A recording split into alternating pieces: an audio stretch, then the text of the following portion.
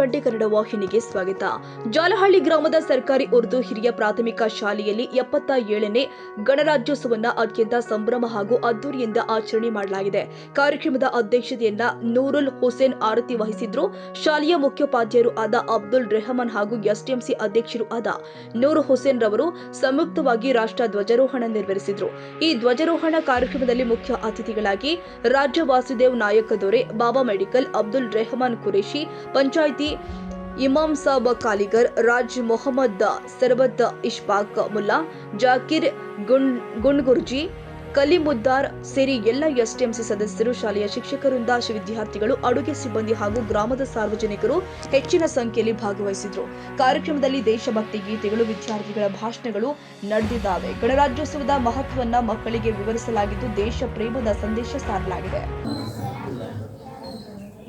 ಇವತ್ತು 77ನೇ ಗಣರಾಜ್ಯೋತ್ಸವದ ಆರ್ಥಿಕ ಶುಭಾಶಯಗಳನ್ನು ಕೋರುತ್ತಾ, ಈಗ ತಾನೇ ಧ್ವಜಾರೋಹಣವನ್ನು ನೆರವೇರಿಸಿರ್ತಕ್ಕಂಥ ಈ ಶಾಲೆಯ SDMC ಅಧ್ಯಕ್ಷರು ಹಾಗೂ ಆತ್ಮೀಯರಾಗಿರ್ತಕ್ಕಂಥ ನೂರುಲ್ ಹಸನ್ ಅವರೇ, ಹಾಗೂ ಈ ಶಾಲೆಯ ಮುಖ್ಯ ಗುರುಗಳಾಗಿರ್ತಕ್ಕಂಥ ಅಬ್ದುಲ್ ರೆಹಮಾನ್ ಸರ್ ಅವರೇ, ಹಾಗೂ ನಮ್ಮ ಜಾಲಹಳ್ಳಿಯ ರಾಜವಂಶಸ್ಥರಾಗಿರ್ತಕ್ಕಂಥ ಶ್ರೀ ರಾಜ ವಾಸುದೇವ ನಾಯಕ್ ಅವರೇ, ಹಾಗೂ ಮಾಜಿ ಅಧ್ಯಕ್ಷರಾಗಿರ್ತಕ್ಕಂಥ ಇಮಾಮ್ ಸಾಬ್ ಮುದ್ದಾರ್ ಅವರೇ, ಹಾಗೂ ನಮ್ಮ ಮಾವಂದಿರಾದ ರಾಜ್ ಮೊಹಮ್ಮದ್ ಹವಾಲ್ದಾರ್ ಅವರೇ, ಹಾಗೂ ಎಲ್ಲ ನನ್ನ ಆತ್ಮೀಯ ಮಿತ್ರರೇ, ಜಾಲಹಳ್ಳಿ ಗ್ರಾಮದ ಗುರು ಹಿರಿಯರೇ, ಹಾಗೂ ಶಿಕ್ಷಕಿಯರೇ, ಹಾಗೂ ಮಕ್ಕಳೇ, ಇವತ್ತು ನಾವು 77ನೇ ಗಣರಾಜ್ಯೋತ್ಸವವನ್ನು ಆಚರಿಸ್ತಾ ಇದ್ದೀವಿ. ಈ ಒಂದು ಗಣರಾಜ್ಯೋತ್ಸವದ ಉದ್ದೇಶ ಏನಪ್ಪ ಅಂತಂದರೆ, ಗಣ ಅಂದರೆ ಒಟ್ಟುಗೂಡಿಸುವುದು. ನಮ್ಮ ಭಾರತದಲ್ಲಿ ಸುಮಾರು 565 ರಾಜ ಸಂಸ್ಥಾನಗಳು ಈ ಭಾರತದಲ್ಲಿ ಕಾರ್ಯನಿರ್ವಹಿಸ್ತಾ ಇದ್ವು. ಆ ಒಂದು ರಾಜ ಸಂಸ್ಥಾನವನ್ನು 1947ರಲ್ಲಿ ನಮ್ಮ ಭಾರತಕ್ಕೆ ಸ್ವತಂತ್ರ ಸಿಕ್ಕಾಗ ಆ ಒಂದು ರಾಜ ಸಂಸ್ಥಾನಗಳನ್ನು ಒಟ್ಟುಗೂಡಿಸಿ ಒಂದು ಸುಭದ್ರ ಭಾರತವನ್ನು ಕಟ್ಟಬೇಕಂತೇಳಿ ನಿರ್ಧಾರ ಆಯಿತು. ಆ ಒಂದು ಸಂದರ್ಭದಲ್ಲಿ ಎಲ್ಲ ರಾಜಸ್ಥರು ಅದರ ಜೊತೆಗೆ ಕೈ ಜೋಡಿಸಿದಾಗ ಒಂದು ಸುಭದ್ರ ಭಾರತ ನಿರ್ಮಾಣ ಮಾಡಬೇಕಾಯಿತು. ಮಾಡೋ ಸಂದರ್ಭದಲ್ಲಿ ನಮ್ಮ ಭಾರತ ಒಂದು ಸ್ವತಂತ್ರ ಭಾರತವಾಯಿತು. ಅದಕ್ಕೆ ಕಾನೂನುಗಳನ್ನು ಯಾವ ರೀತಿಯಲ್ಲಿ ನಾವು ಕಾನೂನುಗಳನ್ನು ಮಾಡಬೇಕು, ಶೈಕ್ಷಣಿಕವಾಗಿ, ರಾಜಕೀಯವಾಗಿ, ಸುಮಾರು ಎಲ್ಲ ಮಾರ್ಗಗಳಿಂದ ನಾವು ಯಾವ ಥರ ಬೆಳಿಬೇಕು, ಯಾವ ಥರ ನಾವು ನಡಿಬೇಕು, ಯಾವ ಥರ ಉಡಬೇಕು ಅಂತಕ್ಕಂಥದ್ದನ್ನು ನಾವು ಒಂದು ಕಾನೂನನ್ನು ಪಾಸ್ ಮಾಡಬೇಕಾಯಿತು. ಈ ಒಂದು ಕಾನೂನಲ್ಲಿ ಈ ಕಾನೂನನ್ನು ಮಾಡ್ತಕ್ಕಂಥ ಸಂದರ್ಭದಲ್ಲಿ ಈ ಒಂದು ಸಂವಿಧಾನದ drafting committee ಅಧ್ಯಕ್ಷರಾಗಿರ್ತಕ್ಕಂಥ doctor Baba Saheb Ambedkar ಅವರು ಒಂದು ಡ್ರಾಫ್ಟಿಂಗ್ ಕಮಿಟಿಯನ್ನು ಮಾಡ್ತಾರೆ. ಆ ಕಮಿಟಿಯಲ್ಲಿ 7 ಜನ ಸದಸ್ಯರು ಇರ್ತಾರೆ. ಆ 7 ಜನ ಸದಸ್ಯರು ಯಾರಪ್ಪ ಅಂತಂದ್ರೆ, ಕನ್ನಯ್ಯಲಾಲ್ ಮುನ್ಷಿ ಅವರು, ಮಾಧವರಾವ್ ಅವರು, ಅಯ್ಯಂಗಾರ್ ಅವರು, ಸೈಯದ್ ಮೊಹಮ್ಮದ್ ಸಾದತುಲ್ಲಾರ್ ಅವರು, ಕೃಷ್ಣನ್ ಆಚಾರ್ಯ ಅವರು, ಹಾಗೂ ಅಯ್ಯರ್ ಅವರು, 7 ಜನ ಒಂದು ಡ್ರಾಫ್ಟಿಂಗ್ ಕಮಿಟಿ ಸದಸ್ಯರಿರ್ತಾರೆ. ಈ ಒಂದು ಡ್ರಾಫ್ಟಿಂಗ್ ಕಮಿಟಿ ಸುಮಾರು 2 ವರ್ಷ 11 ತಿಂಗಳ 18 ದಿನಗಳ ಕಾಲ ಸುದೀರ್ಘವಾಗಿ ಚರ್ಚೆ ಮಾಡಿ, ವಿಶ್ಲೇಷಣೆ ಮಾಡಿ, ವಿಮರ್ಶೆ ಮಾಡಿ, ಎಲ್ಲಾ ಕಡೆಯಿಂದ ಮಾಹಿತಿಯನ್ನು ಕಲೆಕ್ಟ್ ಮಾಡಿಕೊಂಡು ಒಂದು ಕಮಿಟಿಯನ್ನು ರಚನೆ ಮಾಡ್ತಾರೆ. ಆ ಕಮಿಟಿಯ ಒಂದು ಸುಭದ್ರ ಒಂದು ಬುನಿಯಾದಿನೇ ಸಂವಿಧಾನ ಅಂತ ನಾವು ಹೇಳ್ಬೋದು. ಆ ಸಂವಿಧಾನವನ್ನ 1950ರಲ್ಲಿ ನಮಗೆ ಸಂವಿಧಾನವನ್ನು ಜಾರಿಗೆ ಮಾಡಲಾಯಿತು.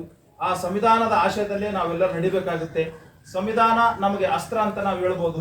ಸಂವಿಧಾನ ಬಹಳ ಮುಖ್ಯ. ಸಂವಿಧಾನವನ್ನು ಎಲ್ಲರೂ ಗೌರವಿಸಬೇಕು. ಹಾಗೆ ಎಲ್ಲರೂ ಸಂವಿಧಾನದ ಪ್ರತಿಯೊಂದು ಆರ್ಟಿಕಲ್ಗಳನ್ನು ಓದಬೇಕು. ಇವತ್ತು ಪರಿಸ್ಥಿತಿ ಹೆಂಗಿದೆಪ್ಪ ಅಂತಂದ್ರೆ, ಇವತ್ತು ನಾವು ಬಾವಿಗೆ ಬಿದ್ದ ಮೇಲೆ ನಾವೇ ಈಸಾಡಬೇಕಾಗ್ತದೆ. ಇನ್ನೊಬ್ರು ನಮ್ಗೆ ಯಾರು ಬದುಕಕ್ಕೆ ಬರಂಗಿಲ್ಲ. ಡಬ್ಬಿ ಮೊದಲ ಕಟ್ಟಿಗೆಬೇಕಾಗುತ್ತೆ. ಇಲ್ಲಪ್ಪ ಅಂತಂದ್ರೆ ಡಬ್ಬಿ ಕಟ್ಟೋದಕ್ಕಿಂತ ಮೊದಲಪ್ಪ ಅಂದ್ರೆ ನಾವು ಸಂವಿಧಾನ ಕಲಿಬೇಕಾಗ್ತದೆ. ಸಂವಿಧಾನದ ಆರ್ಟಿಕಲ್ 45 ಹೇಳುತ್ತೆ. ಆರ್ಟಿಕಲ್ 45 ಏನ್ ಹೇಳುತ್ತಪ್ಪ ಅಂತಂದ್ರೆ, 0ದಿಂದ 6 ವರ್ಷದ ಮಕ್ಕಳು, 6ರಿಂದ 14 ವರ್ಷದ ಮಕ್ಕಳಿಗೆ ಉಚಿತ ಮತ್ತು ಕಡ್ಡಾಯ ಶಿಕ್ಷಣವನ್ನು ಹೇಳುತ್ತೆ. ಹೀಗಾಗಿ ಯಾರು ತಮ್ಮ ಮಕ್ಕಳನ್ನ ಮನೆಯಲ್ಲೇ ಕೂರಿಸ್ಕೊಳ್ಳದೆ, ನಿಮ್ಮ ಪಕ್ಕ ಇರತಕ್ಕಂಥ ಯಾವುದೇ ಶಾಲೆ ಆಗಿರ್ಬೋದು, ಆ ಶಾಲೆಯಲ್ಲಿ ತಮ್ಮ ಮಕ್ಕಳನ್ನ ವಿದ್ಯಾಭ್ಯಾಸ ಮಾಡಿ, ನಂತರದಲ್ಲಿ ಆ ಮಕ್ಕಳು ನಿಮಗೆ ವಿದ್ಯಾಭ್ಯಾಸ ಮಾಡಿದ್ರೆ ಮುಂದಿನ ಭವಿಷ್ಯದ ಬುನಿಯಾದಿಗಳಾಗ್ತಾರೆ. ವಿದ್ಯಾಭ್ಯಾಸ ಬಹಳ ಮುಖ್ಯವಿದೆ. ವಿದ್ಯೆ ಇಲ್ಲದವನ ಬಾಳು ಹದ್ದಿಗಿಂತ ಕಡೆ ಅಂತ ಹೇಳ್ತಾರೆ. ಹೀಗಾಗಿ ವಿದ್ಯೆ ಬಹಳ ಅವಶ್ಯಕತೆ ಇದೆ. ವಿದ್ಯೆ ಕಲಿಬೇಕು.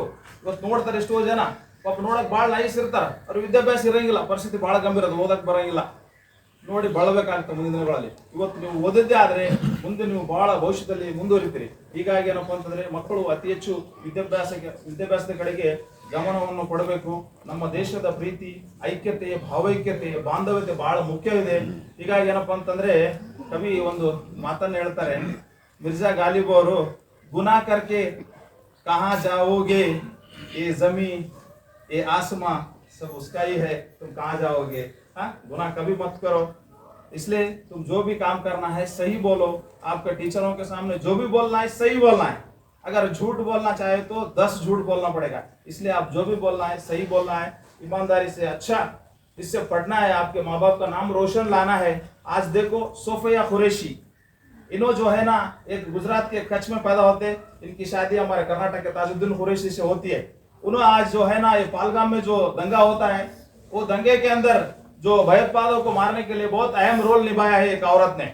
इस भारत देश के अंदर जो पुरुष बटालियन रहता ना, जो मिलिट्री का पुरुष बटालियन का जो फर्स्ट जो मुख्यस्था है वो लेडी, भारत की फर्स्ट लेडी होती है वो सोफिया कुरैशी। आज तक कोई नहीं बना है उसका पुरुष बटालियन का। पुरुष को पुरुष बनता है, मगर पुरुष बटालियन का जो लेडी कमांडर बना है सोफिया कुरैशी। आप भी जो है ना सोफिया कुरैशी बन जाओ, फरकंदा कुरैशी बन जाओ, दुनिया में कुछ नाम रोशन करो इस दुनिया के अंदर। ब्रिगेडियर मोहम्मद उस्मान को याद कीजिए, वीर अब्दुल हमीद को याद कीजिए। ये लोग इस देश के लिए किए हैं, उनके लिए कुछ भी नहीं किए। इस देश के लिए हम कुछ देना है, इस देश के लिए कुछ करना है। हम सबके साथ भाईचारा रहना है, हम सबके साथ मोहब्बत से इजहार करना है, हम सबके साथ अच्छा रहना है, सबके साथ बर्ताव अच्छा करना है। और टीचरों से, अपने माँ बाप से, अपने भाईचारे से, आप अड़ोस पड़ोस से बहुत मोहब्बत से रहना है। हम सिर्फ मोहब्बत और अमन के लिए इस दुनिया के अंदर आए हैं। हम मोहब्बत से रहेंगे, मोहब्बत कायम करेंगे इंशाअल्लाह। अस्सलाम वालेकुम। मेरी बात यहाँ खत्म करता हूँ। ಗಣರಾಜ್ಯೋತ್ಸವದ ಧ್ವಜಾರೋಹಣ ನೆರವೇರಿಸಿರುವಂಥ ಈ ಶಾಲೆಯ ಅಧ್ಯಕ್ಷರೇ ಮತ್ತು ಎಲ್ಲ ಸರ್ವ ಸದಸ್ಯರೇ ಹಾಗೂ ಶಾಲೆಯ ಮುಖ್ಯೋಪಾಧ್ಯಾಯರೇ ಹಾಗೂ ಸಹ ಶಿಕ್ಷಕ ಶಿಕ್ಷಕಿಯರೇ ಹಾಗೂ ಶಾಲೆಯ ಮುದ್ದು ಮಕ್ಕಳ ಪಾಲಕರೇ ಹಾಗೂ ಮುದ್ದು ಮಕ್ಕಳು, ಇವತ್ತಿಗೆ ನಾವು 77 ವರ್ಷ ಆಯಿತು ಗಣರಾಜ್ಯೋತ್ಸವ ಅಂದರೆ ನಮ್ಮ ಸಂವಿಧಾನ ಜಾರಿಯಾಗಿ. ಅಂದರೆ ನಾವು ಸ್ವತಂತ್ರ ಪಡೆದ ನಂತರ 2.5 ವರ್ಷ ಸುಮಾರು ನಮ್ಮ ದೇಶದಲ್ಲಿ ಸ್ವತಂತ್ರ ಪಡೆದ ನಂತರ ಸರ್ಕಾರ, ಮೊದಲನೇ ಸರ್ಕಾರ ಪಂಡಿತ್ ಜವಾಹರ್ಲಾಲ್ ನೆಹರು ನೇತೃತ್ವದಲ್ಲಿ ಒಂದು ಲೋಕಸಭೆಯಲ್ಲಿ ಚರ್ಚೆ ನಡೆದು ನಮ್ಮ ದೇಶ ಮುಂದೆ ಯಾವ ರೀತಿ ಸಾಗಬೇಕು, ಯಾವ ರೀತಿ ನಾವು ದೇಶವನ್ನು ಕಟ್ಟಬೇಕು ಎಂಬ ಹಿತದೃಷ್ಟಿಯಿಂದ ಕರಡು ಸಮಿತಿಯ ಅಧ್ಯಕ್ಷರಾಗಿ, ಸಂವಿಧಾನದ ಕರಡು ಸಮಿತಿಯ ಅಧ್ಯಕ್ಷರಾಗಿ ಡಾಕ್ಟರ್ ಬಾಬಾ ಸಾಹೇಬ್ ಅಂಬೇಡ್ಕರ್ ಅವರನ್ನ ಮತ್ತು ರಚನಾ ಸಮಿತಿಯ ಅಧ್ಯಕ್ಷರಾಗಿ ಮೊದಲನೇ ರಾಷ್ಟ್ರಪತಿ ಡಾಕ್ಟರ್ ರಾಜೇಂದ್ರ ಪ್ರಸಾದ್ ಅವರನ್ನು ನೇಮಿಸಿ ದೇಶದಲ್ಲಿರುವಂಥ ಅನೇಕ ಧರ್ಮಗಳನ್ನು ಜೊತೆ ಚರ್ಚೆ ಮಾಡಿ ಮತ್ತು ಅವರ ಭಾಷೆಗಳನ್ನು, ಅವರ ಪ್ರಾಂತ್ಯಗಳನ್ನು, ಅವರ ಅನೇಕ ರಾಜ್ಯರಿರುವಂಥ ರಾಜ್ಯಗಳನ್ನು ಚರ್ಚಿಸಿ ನಮ್ಮ ದೇಶ ಯಾವ ರೀತಿ ಸುಭದ್ರವಾಗಿ ಕಟ್ಟಬೇಕು, ನಾವು ಒಂದು ಸಂವಿಧಾನವನ್ನು ರಚನೆ ಮಾಡಿಕೊಳ್ಳಬೇಕು ಎಂಬ ಹಿತದೃಷ್ಟಿಯಿಂದ ಅನೇಕ ದೇಶಗಳ ಸಂವಿಧಾನವನ್ನು ಅಭ್ಯಾಸ ಮಾಡಿ ಮತ್ತು ಅನೇಕ ಜನರ ಧರ್ಮದ ಆಚರಣೆಗಳು ಮತ್ತು ಭಾಷೆಗಳನ್ನು ಯಾವ ರೀತಿ ನಾವು ಒಗ್ಗಟ್ಟಿನಲ್ಲಿ ಒಯ್ಯಬೇಕು ಎಂಬ ದೃಷ್ಟಿಯಿಂದ ಒಂದು ಸಂವಿಧಾನವನ್ನು ರಚನೆ ಮಾಡ್ತಾರೆ. ಆ ಸಂವಿಧಾನ ರಚನೆ ಆದ ದಿನವನ್ನು ಗಣರಾಜ್ಯೋತ್ಸವ ಅಂತಾರೆ. ಗಣ ಅಂದರೆ ಚುಕ್ಕಿ, ಒಂದು ಚುಕ್ಕಿ ಅಂದರೆ ಎಲ್ಲ ರಾಜ್ಯಗಳನ್ನು ಅದರಲ್ಲಿ ತಂದು ಸೇರಿಸಿರುವುದೇ ಅದು ಸಂವಿಧಾನ. ನಾವೆಲ್ಲರೂ ಅರ್ಥ ಮಾಡ್ಕೋಬೇಕು, ಆ ಸಂವಿಧಾನದಲ್ಲೇ ಅನೇಕ ಕಾನೂನುಗಳನ್ನು ರಚನೆ ಮಾಡೋಕ್ಕೆ ಅವಕಾಶ ಇದೆ. ಸಂವಿಧಾನವನ್ನು ತಿದ್ದುಪಡಿ ಮಾಡಲು ಅವಕಾಶ ಇದೆ ಕಾಲಕ್ಕೆ ತಕ್ಕಂತೆ, ಆದರೆ ಬದಲಾವಣೆ ಮಾಡೋಕ್ಕೆ ಅವಕಾಶ ಇಲ್ಲ. ಈಗಿನ ಕಾಲದಲ್ಲಿ ನಾವು ಶಬ್ದದ ಅರ್ಥವನ್ನು ಕೂಡ ನಾವು ಎಲ್ಲರೂ ಅರ್ಥ ಮಾಡ್ಕೊಳ್ಬೇಕಾಗಿದೆ. ಯಾರೋ ಪಟಬದ್ಧ ಇತಿಹಾಸಗಳು ಹೇಳ್ತಾ ಇದ್ದಾರೆ ಸಂವಿಧಾನ ನಾವು ಬದಲಾವಣೆ ಮಾಡೋಕ್ಕೆ ಬಂದ್ವಿ ಅಂತ. ಆ ಸಂವಿಧಾನ ಬದಲಾವಣೆ ಮಾಡೋಕ್ಕೆ ಸಾಧ್ಯನೇ ಇಲ್ಲ. ಸಂವಿಧಾನ ಕಾಲಕ್ಕೆ ತಕ್ಕಂತೆ ಪರಿಸ್ಥಿತಿ ಅನುಗುಣವಾಗಿ ಸಂವಿಧಾನದಲ್ಲಿರುವಂಥ ಕಾನೂನುಗಳಿಗೆ ತಿದ್ದುಪಡಿ ಮಾಡಬಹುದು ಹೊರತಾಗಿ ಸಂವಿಧಾನ ಬದಲಾವಣೆ ಮಾಡೋಕ್ಕೆ ಸಾಧ್ಯನೇ ಇಲ್ಲ ಅಂತ ಮಾತನ್ನು ಈ ಸಂದರ್ಭದಲ್ಲಿ ಹೇಳಿ ನಾವೆಲ್ಲರೂ ಅರ್ಥ ಮಾಡ್ಕೊಳ್ಬೇಕು. ಯಾಕಂದರೆ ಈ ಸಂವಿಧಾನದಲ್ಲಿ ಎಲ್ಲ ಧರ್ಮಗಳು, ಎಲ್ಲ ಭಾಷೆಗಳು, ಎಲ್ಲ ಜನರು ಒಗ್ಗೂಡಿ ನಮ್ಮ ಸಂವಿಧಾನ ಇರೋದರಿಂದ ನಮಗೇ ಆದಂಥ ಹಕ್ಕುಗಳು, ನಮಗೆ ಆದಂಥ ಕಾನೂನುಗಳು ರಚನೆವಾಗಿರೋದ್ರಿಂದ ನಾವು ಪ್ರತಿಯೊಬ್ಬರೂ ಈ ಹುಟ್ಟಿನಿಂದ ಸಾಯುವವರೆಗೂ ಕಾನೂನಿನ ಚೌಕಟ್ಟಿನಲ್ಲೇ ಬದುಕಬೇಕು. ಆ ಕಾನೂನಿನ ಚೌಕಟ್ಟು ಯಾವ ರೀತಿ ಇರುತ್ತೆ, ಮಕ್ಕಳಿರುವಾಗ ಮಕ್ಕಳಿಗೆ ಆದಂಥ ಕಾನೂನುಗಳು ಬೇರೆ, ಹಿರಿಯರಾದ್ಮೇಲೆ ಅವರಿಗೆ ಬರುವಂಥ ಹಕ್ಕುಗಳು ಬೇರೆ.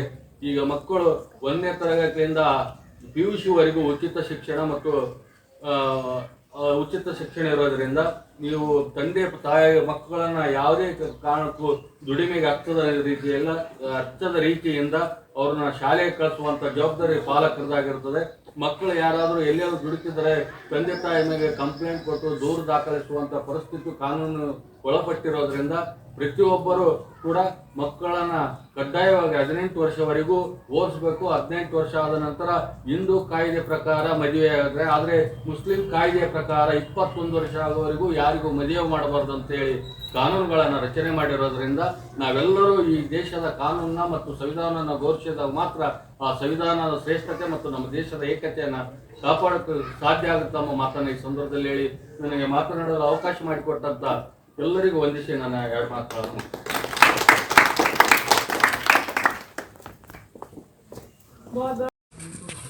ಇಂದಿನ 77ನೇ ಗಣರಾಜ್ಯೋತ್ಸವದ ಅಂಗವಾಗಿ ಈ ತಾನೇ ನಮ್ಮ ಉರ್ದು ಶಾಲೆಯ ಅಧ್ಯಕ್ಷರು ಹಾಗೂ ಮುಖ್ಯೋಪಾಧ್ಯಾಯರಲ್ಲಿ ಧ್ವಜಾರೋಹಣ ಕಾರ್ಯಕ್ರಮ ಇರುವುದು. ಈ ಒಂದು ಕಾರ್ಯಕ್ರಮ ಆಗಿರುವಂಥ ಎಲ್ಲರಿಗೂ ನಾನು ಮೊದಲ 77ನೇ ಗಣರಾಜ್ಯೋತ್ಸವ ಶುಭಾಶಯಗಳನ್ನು ಹೇಳುತ್ತಾ ಈ ಒಂದು ಕಾರ್ಯಕ್ರಮದಲ್ಲಿ ವಿಶೇಷವಾಗಿ ಇಂದು ನಾವು ಸಂವಿಧಾನ ಕೊಡಲ್ಪಟ್ಟಿರ್ತಕ್ಕಂಥ ದಿನ ಎಲ್ಲ ರಾಜ್ಯಗಳನ್ನು ವಿಂಗಡಣೆಗೊಳಿಸಿ ತಮ್ಮದೇ ಆದ ಒಂದು ಸಂವಿಧಾನವನ್ನು ಜಾರಿ ಮಾಡಲಾಯಿತು. ಕಾರಣ ನಾವೆಲ್ಲರೂ ಇಂದು ನಮ್ಮ ಮಕ್ಕಳ ಒಳ್ಳೆಯ ಶಿಕ್ಷಣ, ಒಳ್ಳೆಯ ವಿದ್ಯಾಭ್ಯಾಸ ಆಗಿ ಮತ್ತು ಕೊಡಬೇಕಂತ ಹೇಳ್ತಾ ಈಗಾಗಲೇ ತಾವೆಲ್ಲ ನೋಡಿರಬೇಕು ನಮ್ಮ ಈ ಒಂದು ಅಡ್ಮಿಷನ್ಗಳು ಭಾಳ ಕಡಿಮೆ ಆಗ್ತಾ ಇದೆ ಉರ್ದು ಶಾಲೆಯಲ್ಲಿ. ಎಲ್ಲ ಪಾಲಕರು ಮತ್ತು ಎಲ್ಲರೂ ಹೆಚ್ಚಿನ ಸಂಖ್ಯೆಯಲ್ಲಿ ಈ ಒಂದು ಶಾಲೆಗೆ ಅಡ್ಮಿಷನನ್ನು ಮಾಡೋ ಮೂಲಕ ಒಂದು ಶಿಕ್ಷಣಕ್ಕೆ ಉರ್ದು ಶಿಕ್ಷಣಕ್ಕೆ ವಿಶೇಷವಾಗಿ, ಯಾಕಂದರೆ ಕೆಲವು ಉರ್ದು ಶಿಕ್ಷಕರ ನೇಮಕದಲ್ಲಿ ಉರ್ದು ಮೀಡಿಯಂನಲ್ಲಿ ಓದಿ BEd ಓದಿದವರೇ ಕಡಿಮೆ ಸಿಗ್ತಾ ಇದ್ದಾರೆ. ಹಿಂಗಾಗಿ ನಾವು ಜೊತೆಗೂಡಿ ಎಲ್ಲ ಪಾಲಕರು, ನಾವು ಊರಿನವರು, ಎಲ್ಲ ಒಂದು ಮುಖಂಡರು, ಪಾಲಕರು ಹೆಚ್ಚಿನ ಸಂಖ್ಯೆಯಲ್ಲಿ ನಾವು ಉರ್ದು ಶಾಲೆಗೆ ನಾವು ದಾಖಲಾತಿಗಳನ್ನು ಮಾಡೋ ಮೂಲಕ ನಮ್ಮ ಶಾಲೆಯನ್ನು ಅಭಿವೃದ್ಧಿ ಮಾಡಲು ಮತ್ತು ಹೆಚ್ಚಿನ ರೀತಿಯಲ್ಲಿ ಪ್ರಗತಿಗೊಳಿಸಲು ಸಾಧ್ಯವಾಗುತ್ತೆ. ಯಾಕಂದರೆ ನಾವು ಈಗಾಗಲೇ ನಮ್ಮ ಗ್ರಾಮ ಪಂಚಾಯತ್ ಸದಸ್ಯರಾದ ಅಬ್ದುಲ್ ರೆಹಮಾನ್ ಅವರು ಪ್ರಯತ್ನ ಮಾಡ್ತಾ ಇದ್ದಾರೆ. ಎಲ್ಲಿ CA ಸೈಟ್ಗಳಿದ್ದರೆ ಅಲ್ಲಿ ಉರ್ದು ಶಾಲೆ ಹೊಸ ಕಟ್ಟಡ ಕಟ್ಟಲಿಕ್ಕೆ ಅನುಕೂಲ ಆಗುತ್ತೆ ಅಂಥೇಳಿ ಪ್ರಯತ್ನ ನಡೆದಿದೆ. ನಮ್ಮ ಊರಿನ ರಾಜವಂಶಸ್ಥರು ಅದಕ್ಕೂ ಅವರು ಸಹ ನಮ್ಮ ಈ ಒಂದು ಇದು ಕಾರ್ಯಕ್ರಮ ಏನು CA ಸೈಟ್ಗಳ ಉರ್ದು ಶಾಲೆ ಕಟ್ಟಲಿದೆ ಅದಕ್ಕೆ ಸಹಕಾರ ಕೊಡ್ತಾರೆ ಅಂತ ಹೇಳ್ತಾ ನಾವೆಲ್ಲರೂ ಸೇರಿ ಈ ಹೊಸ ಒಂದು ಉರ್ದು ಶಾಲೆ ಕಟ್ಟಲಿಕ್ಕೆ ಪಣ ತೊಟ್ಟೋಣ. ಮತ್ತು ಏನೈತಿ ಎಲ್ಲ CA ಸೈಟ್ಗಳಿಗೆ ನಮ್ಮ 5 ಜನ ಗ್ರಾಮ ಪಂಚಾಯತ್ ಸದಸ್ಯರಿದ್ದಾರೆ ನಮ್ಮ ಊರಲ್ಲಿ, ನಮ್ಮ ಸಮುದಾಯಕ್ಕೆ ಸಂಬಂಧಪಟ್ಟದ್ದು. ಮತ್ತು ಎಲ್ಲರನ್ನ ಸೇರಿಸಿ ನಾವು ಒಳ್ಳೆಯ ಒಂದು ಶಾಲೆ, ಒಳ್ಳೆಯ ಕಟ್ಟಡ, ಒಳ್ಳೆಯ ಒಂದು ಮೈದಾನ ಇರುವಂಥ ಶಾಲೆಯನ್ನು ಕಟ್ಟಲಿಕ್ಕೆ ನಾವೆಲ್ಲರೂ ಕೈ ಜೋಡಿಸಿ ಇದಕ್ಕಾಗಿ ನಾವು ಇನ್ನೂ 2 ವರ್ಷ ಈ ನಮ್ಮ ಒಂದು ಸರ್ಕಾರದ ಅವಧಿ ಪೂರ್ಣಗೊಳಿಸುವ ಒಳಗಾಗಿ ನಾವು ಹೊಸ ಒಂದು ಕಟ್ಟಡವನ್ನು ಮಂಜೂರು ಮಾಡಲಿಕ್ಕೆ ನಾವು ನಮ್ಮ ಒಂದು ರಾಜವಂಶ ವಕೀಲರಾಗಿರುವ ರಾಜವಂಶದ ನೇತೃತ್ವದಲ್ಲಿ ಹಾಗೂ ರೆಹಮಾನ್ ಅವರ ನೇತೃತ್ವದಲ್ಲಿ ಒಂದು ಪ್ರಯತ್ನ ಮಾಡಿ ಒಂದು ಹೊಸ CA ಸೈಟ್ಗಳಲ್ಲಿ ಶಾಲೆಯ ಮಂಜೂರಾತಿಗೆ ಹಣ ತಗೋಣ ಅಂತ ಹೇಳುತ್ತಾ ಮಾತಾಡೋ ಅವಕಾಶ ಕೊಟ್ಟಿರ್ತಕ್ಕಂಥ ಎಲ್ಲರಿಗೂ ಹೊಂದಿಸಿ 2 ಮಾತುಗಳು. ಖಾಜಾ ಹುಸೇನ್ ಬಾಬಾ, ಜಾಲಹಳ್ಳಿ, TV20 ಕನ್ನಡ. ಕನ್ನಡಿಗರ ಮೆಚ್ಚಿನ ನಿಮ್ಮ TV20 ಕನ್ನಡ ವಾಹಿನಿ ಇದೀಗ ಟಿವಿಯಲ್ಲಿ ಲಭ್ಯ. ಕರ್ನಾಟಕ ಮತ್ತು ದೇಶ ವಿದೇಶದ 360 ಡಿಗ್ರಿ ಸುದ್ದಿ ವಿವರವನ್ನ ಪಡೆಯುವುದಕ್ಕೆ TV20 ವಾಹಿನಿಯನ್ನು ಲೈಕ್ ಮಾಡಿ, ವಿಡಿಯೋಗಳನ್ನು ಶೇರ್ ಮಾಡಿ, ಕಮೆಂಟ್ ಮಾಡಿ, ಸಬ್ಸ್ಕ್ರೈಬ್ ಮಾಡಿ. HCN ಕೇಬಲ್ 842 ನಂಬರ್ನಲ್ಲಿ ಹುಕ್ಕೇರಿ ತಾಲೂಕು ಹಾಗೂ ಸಂಕೇಶ್ವರದ ಸುತ್ತಮುತ್ತಲಿನ ಹಳ್ಳಿಗಳಲ್ಲಿ ಲಭ್ಯ. PCN ಕೇಬಲ್ 129 ನಂಬರ್ನಲ್ಲಿ ಹಾರುಗೆರೆ ಸುತ್ತಮುತ್ತಲಿನ ಹಳ್ಳಿಗಳಲ್ಲಿ ಲಭ್ಯ. ರಾಯಬಾಗ್ ಡಿಜಿಟಲ್ ಚಾನೆಲ್ ಕೇಬಲ್ 80ನೇ ನಂಬರ್ನಲ್ಲಿ ರಾಯಬಾಗ ತಾಲೂಕಿನ ಸುತ್ತಮುತ್ತಲಿನ ಹಳ್ಳಿಗಳಲ್ಲಿ ಲಭ್ಯ. UDCN ಕೇಬಲ್ ನೆಟ್ವರ್ಕ್ ಉಗಾರ ಸುತ್ತಮುತ್ತಲಿನ ಹಳ್ಳಿಗಳಲ್ಲಿ ನಿಮ್ಮ TV20 ಕನ್ನಡ ವಾಹಿನಿಯೂ ಲಭ್ಯ.